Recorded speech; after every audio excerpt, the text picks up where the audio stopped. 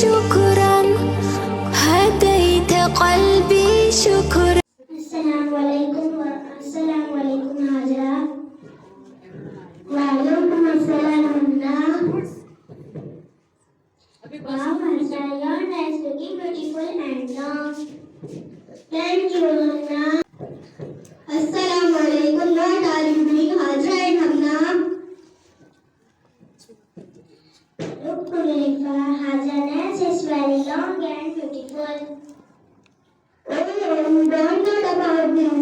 It is not allowed to leave the finger and toys uncut for more than that. It's fashion, Hulayfa. Hajra, no, it is preferred to cut the nails on the week. I will tell you how our Holy Prophet ﷺ used to cut his nails. Oh, I don't know about this. Hulayfa, can you tell us Sunnah method of cutting nails? Yeah, why not? Why not?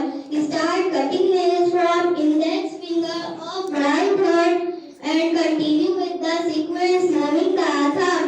Then cut the nails of left hand starting from little finger to the thumb.